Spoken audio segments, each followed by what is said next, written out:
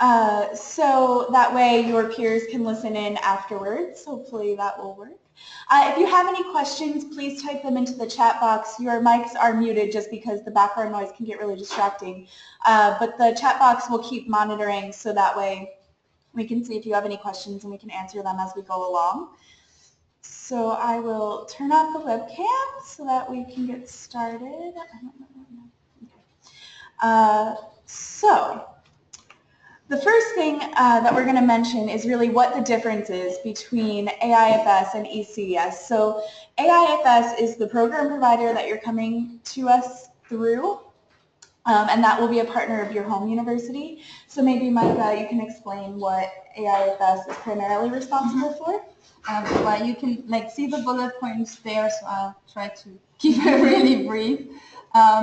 But a really good way to kind of see it in the overall is that we are responsible for all the little extras, not the academics. But of course, ECES is also doing some of the extras, and this is where it gets a bit confusing at the beginning. So we're basically here providing an extra student service to you. We have a student center where you can print and use the computers, the Wi-Fi, so on. We book cultural activities for you. We offer weekly activities that are included in the fees that you already paid, so make use of them when you're here. We organize the housing. As Katie will talk about the general ECES program, you will notice that you will be in a different housing than the other students that are also part of the ECES program. We are here to support you with medical issues, but of course also when you have really emergency issues, you can call a 24/7 emergency line. And we kind of deal with your home university in terms of transcripts, course enrollments, all of this stuff. But not with the actual academics here on site, so that's a bit tricky. But we are your contact with your home university. And last but not least, and I think when you're here and we do this orientation, it will become more clear. We have a separate orientation for you going through all the cultural events, the trips we organize, and trying to explain you more what we do, in addition to the ECES program that you're all part of as well. So, as Micah mentioned, ECES is primarily responsible for the academics. So we're running all of the courses that you'll all be taking, and we're also responsible for part of your orientation, so specifically your orientation to Charles University. I work directly at Charles University at the Faculty of Arts within our main building, and so anything university related you'll really come to me for. But with that being said, we also provide extra cultural activities and events that I'll go over, which are also available to you, and kind of a second layer of emergency support. So if for some reason you can't get a hold of Micah or her colleagues at AIFS, of course we're always here to help you as well. So from my perspective, you are ECES students, fully ECES students, but you also have that extra layer of support through AIFS that your peers in ECES don't have. So when you get here, you'll understand, because the AIFS students make up about half of our total students. So there'll be a group of students that are not participating in the AIFS events, but are participating in ECES, and we'll see how that works during our orientation. But this is just really a brief overview of what the difference is between our two organizations. You're the emergency support improv. So the first thing that I'm going to go over is the ECES website. So you may have seen this in the pre-departure guide that I sent you. And by the way, I'm sorry for sending you the spring pre-departure guide first, but I hope that all of you have now seen the fall one. That was my mistake. But anyway, in the fall pre-departure guide, you should see a link to the ECES website.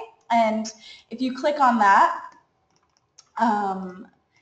you will see this page. So in order to register for our website, you'll click register here and type in your first name and family name, which is your last name, and date of birth, and you'll click register. If for some reason you can't register for the website, if it comes up with some sort of error code, something like this, just send me an email with your full correct name and your full correct date of birth. It's most likely that there's just some error in the system that's preventing you from logging in. And then once you've created those login details, you'll log in, and I'll just show you what your page will look like. So this is what you'll see, the center part here when you log into the website. This is the fall program page. So it gives you a bit of a pre-departure checklist, a pre-departure guide, which actually has some information about housing, which isn't relevant to you, but the rest of it is. It's the same as your pre-departure guide. Some visa information, as well as a link to our calendar, which can also be found above here in calendar, and some information about course registration. And as well as a link to the fall Facebook group, so I encourage you to join that. And so I'll go over as well later how to register for courses as well as how to register for trips and activities. But just so that you get an idea of what the website looks like, this is it. And I encourage you really to try and register for it as soon as possible, so that way you know if there's any errors and I can fix those for you well in advance of course registration. So the first thing that we're going to go over is, excuse me, the check visa application process.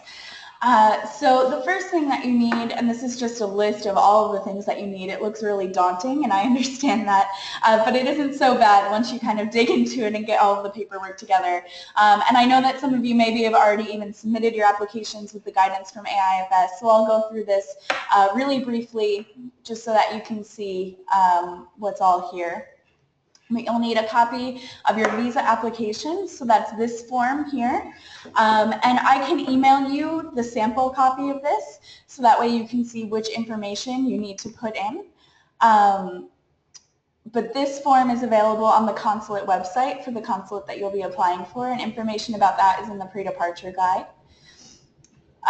You'll also need the document confirming your purpose of stay. So AIFS should have already sent all of these documents to you. You should have already received them. And this is what it looks like. So this is the general copy, obviously without any names on it, but yours will have your full name, your date of birth in day, month, year format. That's a really important note.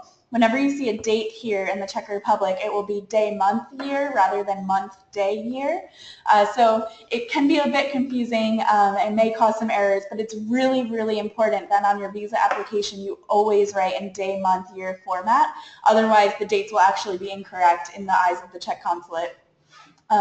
So keep that in mind. Make sure your date of birth is written the same on your visa application as it is on this paper, because this is the correct format. So you'll also need a document confirming sufficient financial resources. So this will be a copy of the front and back of a credit or debit card, which has to be in your name. And this has to be notarized, which is a little tricky. Sometimes in the US, notaries won't actually notarize a photocopy because from their perspective, there's nothing to notarize. Notarizing means that they're certifying that the person who has said something is actually the person saying it. So if you go to a notary and they refuse to notarize a copy of your credit card, what's worked for us in the past is having you write something to the effect of, I certify that this is an original copy of my credit or debit card, and then the notary will notarize you signing that statement, which will also include the actual copy, and this is accepted by the Czech consulate. So if you have any problems, this is kind of a shortcut to get around the notary thing, which is one of the confusing and tricky parts about Czech bureaucracy. The next thing that you'll need is a bank account statement, and again, this must be issued in your name. You can have online statements, that's okay, it doesn't have to be a printed statement from the actual bank. But like I said, it does have to be in your name. And it has to show a minimum balance of approximately 2,000 US dollars, which is the approximate exchange rate for this 46,460 Czech crowns, and that's the minimum amount that you need according to the Czech government to support yourself in the country for the 4 months that you'll be here. We encourage you to actually have slightly more than this balance in the account just in case exchange rates fluctuate because the minimum required isn't in dollars, it's in Czech crowns. So if the exchange rates fluctuate too much, you may be left with too little in your bank account even if you have the 2,000. So just keep that in mind. If you have any questions about that, you can also ask us. Again, it's a little bit confusing. You'll need this form, which is the proof of accommodation. Again, this was sent by AIFS, and it just proves that you'll be living in the Masarykova dorm. And then the criminal history background affidavit. So this form, again, can be found on the Czech consulate websites, and there's also a link to it in the pre-departure guide that I sent you. And this form also needs to be notarized. So when you fill it out, it's really important that you fill it out, but don't sign it until you're standing in front of the notary, because the notary will notarize you signing it in person in front of them. So if it's already signed, they can't notarize it. And it's important that you do have this notarized, because that is a requirement for the visa application. So that's the extent of the Czech visa documents. You'll also need a translated copy of your insurance certificate, which you've also gotten from AIFS, and the staff in the U.S. from AIFS, I'm sure, will be able to direct you to more information about that if you have any confusion. But does anybody have any questions about the visa process? I don't see any in the chat box, but if you have any, I'll keep looking. If not, I'll continue on to a little bit about the program. So the official arrival day, as I'm sure that you know, is September 5th. I know some of you may be going to London ahead of time, but as far as ECES is concerned, your official arrival day is September 5th, and that's the day you'll get to Prague. So that week you'll have orientation and a little bit of your pre-semester Czech course. So the Tuesday is when your ECES orientation starts, and that morning you will have your welcome meeting, you'll obtain your ID cards, and you'll also have an orientation meeting with AIFS. And I actually will send you out a schedule just of everything that ECES is doing so that you can keep track of it. You'll get all of this information during the summer when we get a little bit closer. The next day you'll have your transportation passes. Actually, AIFS provides those for you. You'll already have them by then. You'll also have a city orientation in the form of a scavenger hunt and a river cruise, which is also a dinner, and that's something that all of the ECS students will attend together. And then on that Thursday, you'll start your pre-semester Czech language and culture course. So this is a mandatory 3-credit Czech language course that every single ECS student will take. And you have the option to take this either for a grade, A through F, as you would see at your home universities in the US, or you can take it pass-fail, where we will only write the word pass or fail on your final transcript. So once you begin registering for courses, you'll have the option to register for one of those 2 options, and then you'll be placed in a section either in the morning or the afternoon. But there's some more details about the differences between those courses in the pre-departure guide. Yeah, and I just want to barge in here, please. Shortly, just from my experience in the past, most AIFS students have really required the graded course, not the pass-fail option. So I just urge you to kind of check that with your advisors as well. I know Katie will probably email you about this when it gets closer to when you email about the differences, I'm sure. But yeah, I just know that in the past we had difficulties that some people took the pass-fail and they should have taken the graded and so on. So just make sure you check on that one as well. Yeah, sometimes the credits don't transfer back if you take it only pass-fail, because a lot of universities require that you get above a C or something in the course. And if you're taking it pass-fail, we can't actually tell your university that you've gotten above a C. We can only say if you've passed or failed the course. So definitely check with your home advisor about that. And I see the question from Tina, what time should we arrive in Prague on September 5th if you're organizing your own travel? You can arrive anytime that day. Anytime. We have a little welcome reception in the evening, so if you do want to participate in that, it would be good to arrive before 6 p.m. local time, so Prague time, so that you can meet the other AIFS students that evening. Okay, and then so during the orientation period as well, You'll have orientation excursions. So these are 2-day trips which happen on the second and third Friday of the semester. And they're full-day trips. They're a mandatory part of the ECS program. And they're to places outside of Prague that are really important, either in Czech history or to Czech culture. Places like Kutná Hora or the Terezín concentration camp or the village of Lidice, which is nearby to Prague. So you'll be able to sign up for your preferred trips on our website during the summer, and I'll send you more details about that. Just to show you how you would go about signing up for these trips so that you can get an idea. I'll go back to our website, and when you log in, you'll see a tab called Trips and Activities.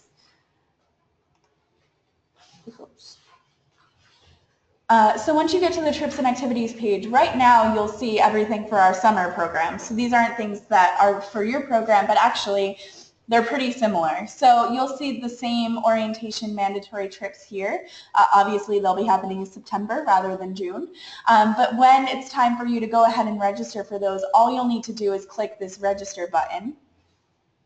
And you'll sign yourself into it that way.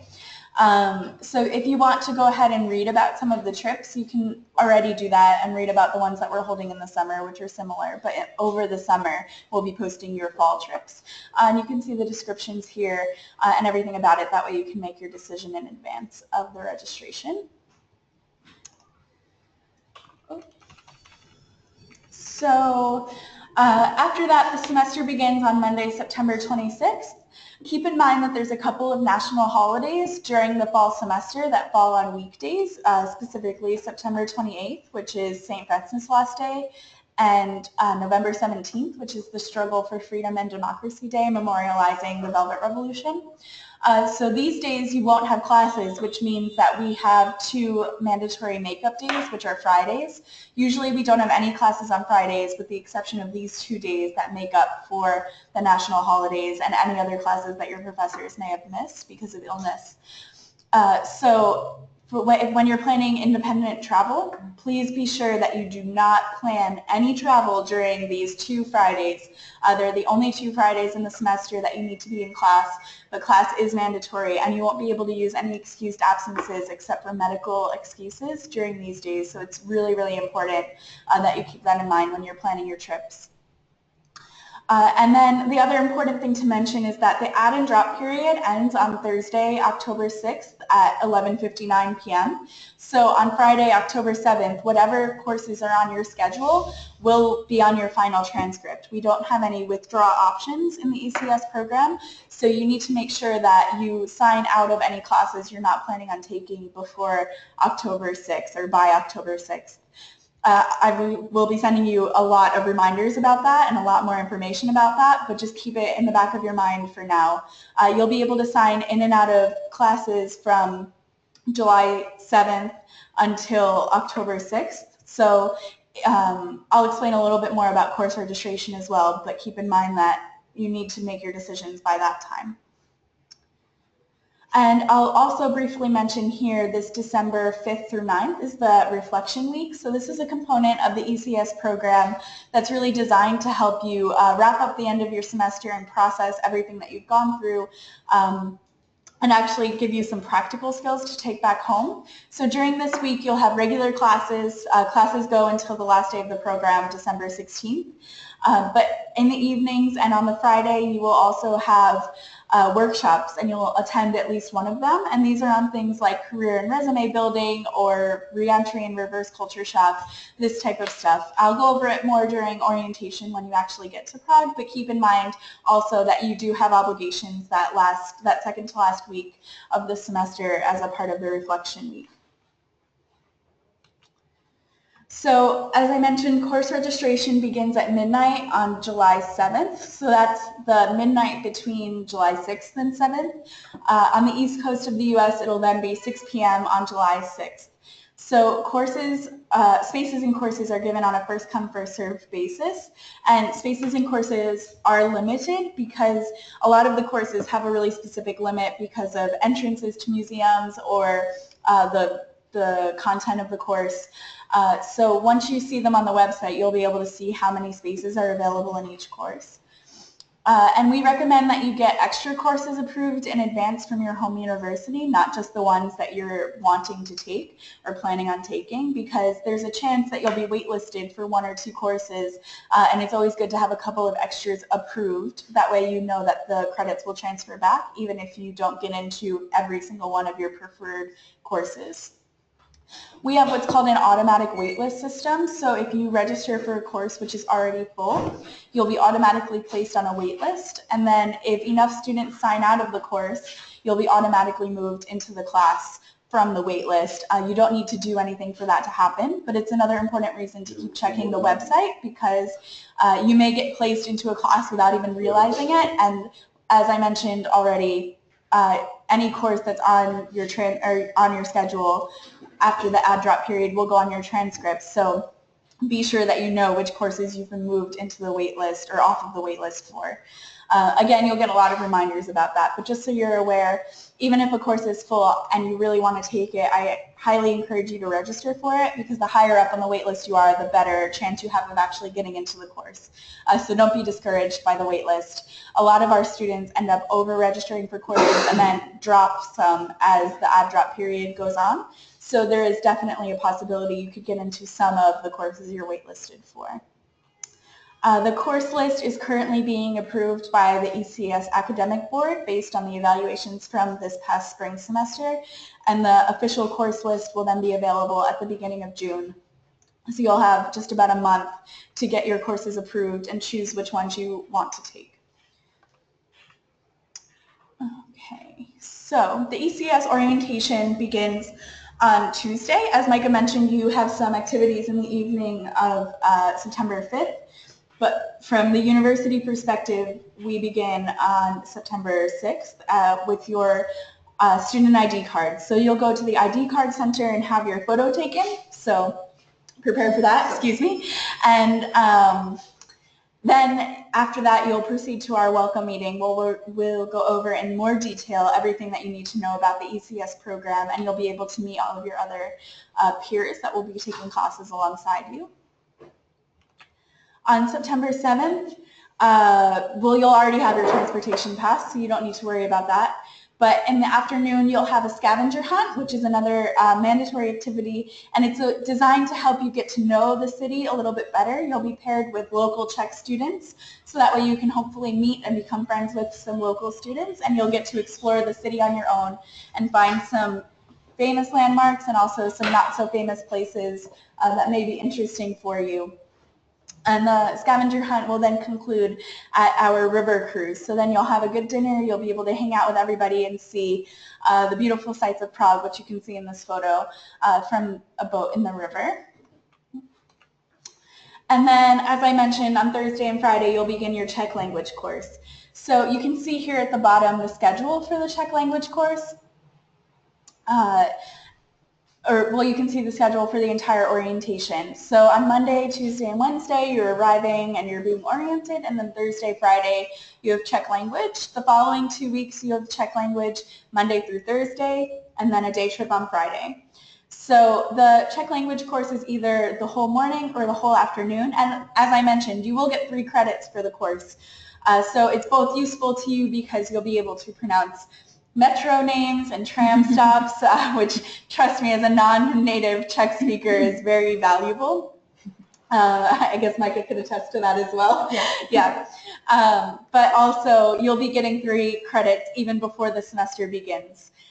So keep that in mind, and if you want those credits to transfer back, if you need language credits at your home university, be sure that you check with them which type of Czech language course you want to take.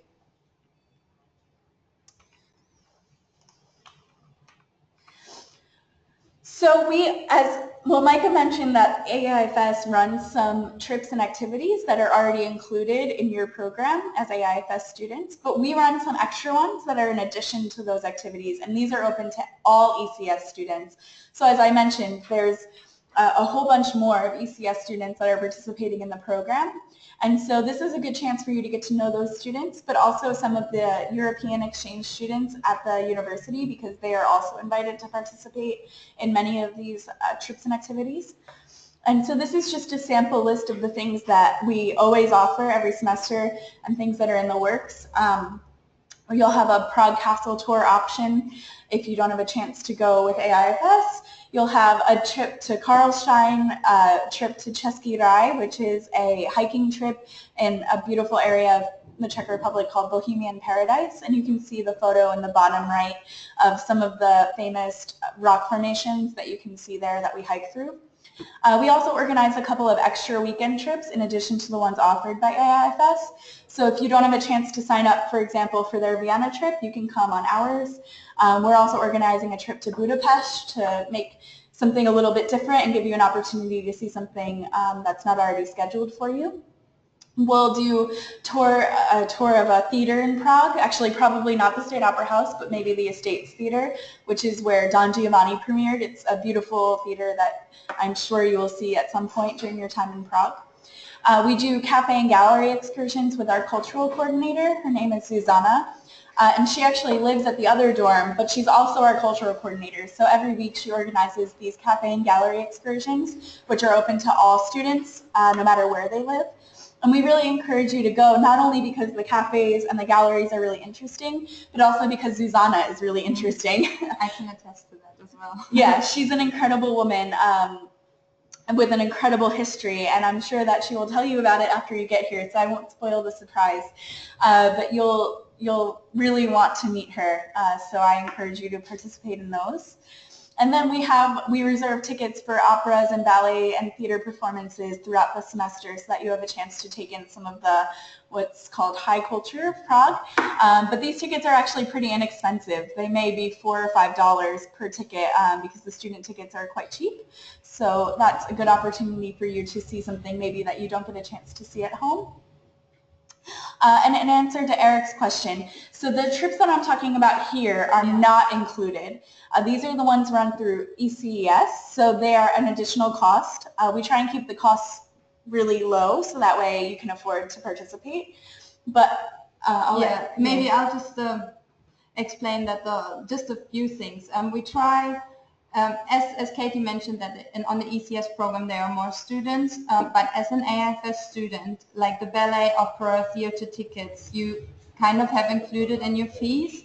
However, as I said, we kind of like watch what ECS is offering to, and we try not to duplicate everything. For example, the Český Raj trip is like gorgeous, so we're not offering that through AIFS.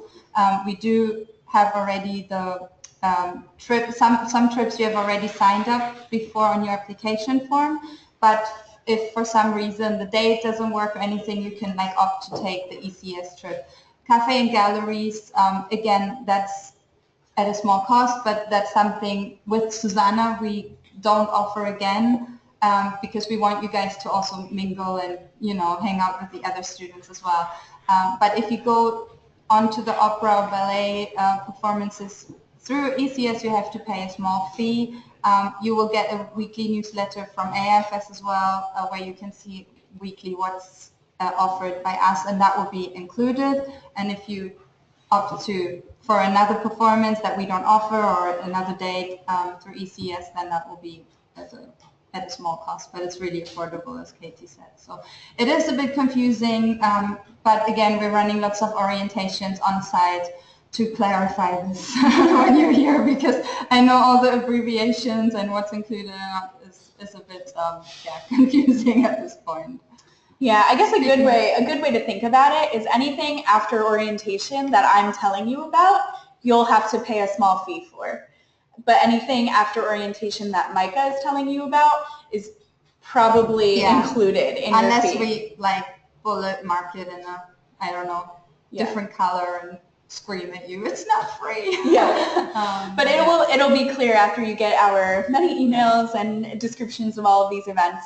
But anything that you see on the ECS website will actually have the fee next to it, and I can show you how that will look here. So if you look at this list of trips and activities here below, these are the ones that are offered in the summer, but you can see some of these are offered, the Prague Castle tour is 150 crowns, which is about $6. So you can actually see the cost, and the ones that are free we mark as free.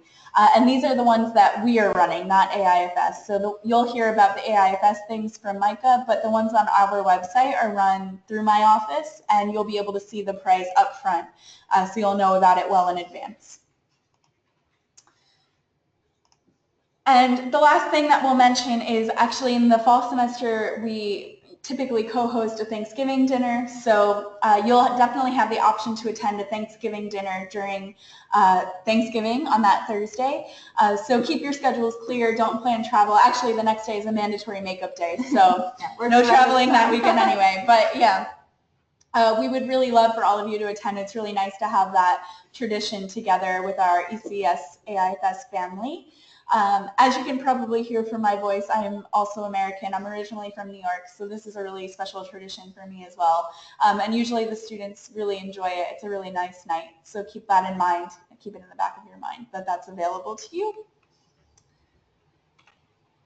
So I'll just briefly mention some cultural considerations that students have asked us to mention in the past, just because Czech culture is actually quite different from American culture, and there may be some things that will be a little shocking to you at the beginning, particularly the first bullet, Czech's openness to strangers. A lot of times Czech people are less approachable than American people. They're not as friendly or smiley up front. They may actually be a little turned off if you smile at strangers, these sorts of things. So just keep in mind that when you're meeting Czech people for the first time, particularly ones that don't work at the university, that aren't used to working with international students, that they may not be the friendliest bunch at the beginning, but once you become friends with them and once you meet them, they're actually really the most genuine people that you'll meet. I always like to say that Czech people don't have acquaintances, they only have friends. So once you get in with a Czech person, then you really are friends with them. So that's one of the big differences.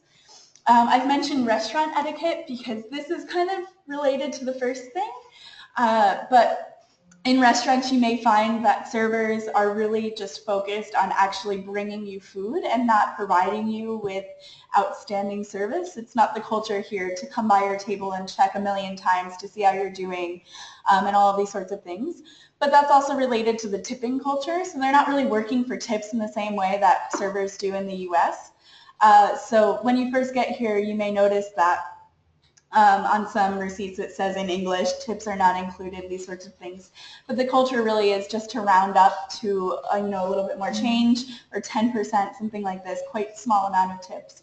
So you may not get the highest level of service here that you're used to in the US, but actually it's very efficient when you look at it objectively.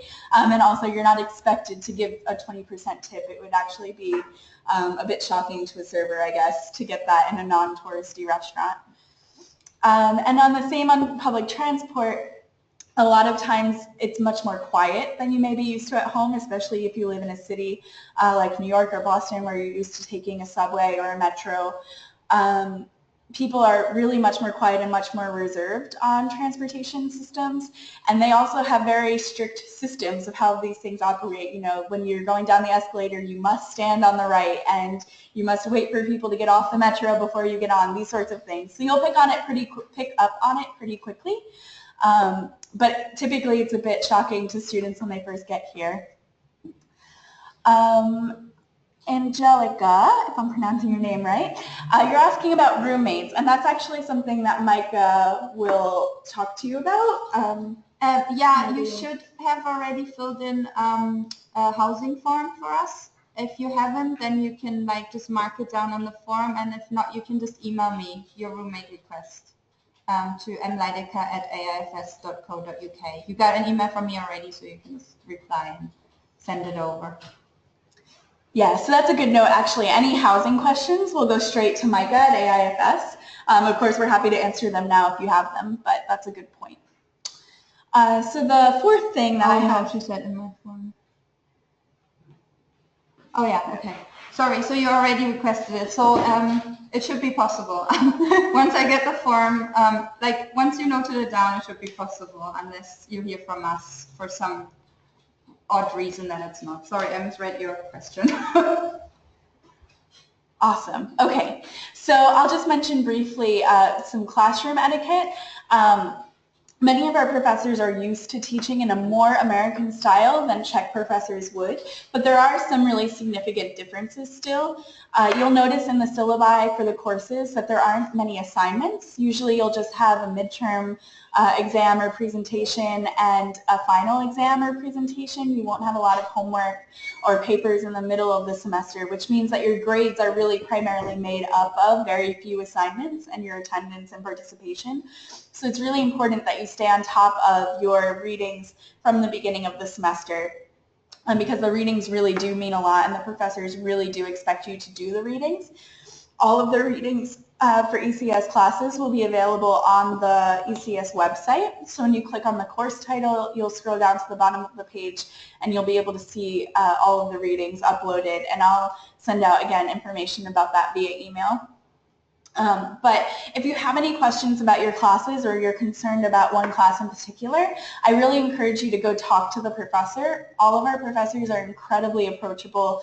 They're really very nice people, and they really love working with American students. That's why they teach for us. So I really do encourage you to reach out to them. But of course, if you ever have any questions or problems with the professor, I also encourage you to talk to me about it, and I'll always try and help you in any way that you can. And as part of the ECES program, that's one of the ECES office's responsibilities, is helping you with any academic issues. So that's one of the major differences, is really the coursework and how much contact you'll have from the professor. So if you don't approach the professor, they'll just assume that nothing is wrong, which is why we encourage you really to approach them. Yeah? So this is the academic differences too. I would say another one of the big classroom etiquette differences is that if you come in late to class, 2 or 3 or 5 minutes late, the professors actually really expect you to say that you're sorry when you walk into the room, whereas in the U.S. you might be used to trying to sneak in the back and sit down quietly. Some of the professors might be a little taken aback if you just come in and sit down and don't say anything, don't apologize for being late. So if you want to get into your good graces with your professors from the beginning, first of all, try not to be late to class. But then if you are late to class, just quickly say you're sorry and sit down, these sorts of things. It's just little things, but you'll pick up on them pretty quickly once you get here. I just wanted to give you some, fair warning in advance. But we also have a lot of different information about Czech culture and Czech history in the pre-departure guide, so I encourage you to read through that if you haven't already. It'll give you some good advice. And there's also some resources, books that you can purchase in advance if you want to go over some Czech cultural differences and these sorts of things. It's a good idea. And last but not least, just some practical considerations. So before you travel abroad, you should definitely call all of your credit card companies and your bank to let them know that you'll be traveling. If you try and make a purchase with a credit card or debit card without calling them when you're abroad, the bank might see that charge as fraudulent and they're liable to shut down your card, which is just really a huge pain and often really a big inconvenience if you need to be in person to pick up a new card or whatever it is. So it's really important that you make that phone call in advance. The current exchange rate is around 24 Czech crowns to the dollar. So we're on the Czech crown here. We're not on the euro. Most of the surrounding countries are on the euro, I guess with the exception of Poland. But when you're traveling, you'll probably be switching in and out of currencies pretty regularly if you're going to the UK or to the rest of Europe. Budapest has its own currency. Poland has its own currency if you go to Krakow, but meanwhile Slovakia is on the euro. So everywhere is a little bit different. So just keep in mind that you'll need different currencies. We can point out a good exchange place in Prague that's quite close to the university building that has good and reliable rates. But keep that in mind. If you want to bring some Czech crowns with you, you can probably order them from your bank before you leave, but there's also ATMs at the airport if you want to take them out here. Also remember to buy European-style electronic adapters, so that it makes your plug the shape of a European plug. A European plug has 2 round sticks, plugs, And so it is shaped differently than the American one. You can buy adapters that just change the shape. It doesn't do anything to the voltage. And for most of your electronics, that's what you'll need. So for your laptop and your phone and your camera, you'll just need one that changes the shape. If you're planning on bringing something like a hair dryer or a hair straightener that's heat producing, you'll need a voltage converter, which actually changes the voltage from the lower American voltage to the higher European voltage. But because you're coming for a whole semester, I actually really encourage you to purchase hair dryers and hair straighteners and curling irons, these sorts of things. When you get here, we can point out inexpensive places to do that. But I've had personal experience with these things overheating even with a voltage converter. Usually every second does that. Yeah, it's really risky. Yeah. There was a hair melting incident. I'm not going to go into it, but anyway, it's pretty dangerous even with the voltage converter, and they're not too expensive here. So just keep that in mind and be really careful if you do plug in any heat-producing appliances, especially even into a voltage converter.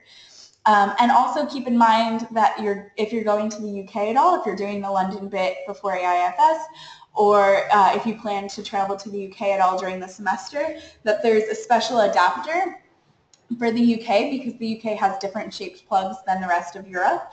And actually it might be a little bit tricky to find US to UK plugs in Prague. So it would be good if you brought one of those in advance just to have it with you. They're not going to be expensive. And actually you can buy entire packages that have both UK and Europe plugs at places like Target and Walmart and Amazon. So I encourage you to buy those in advance, especially if you're also planning to travel to the UK. And my third big tip that I really encourage you to do is to start learning Czech.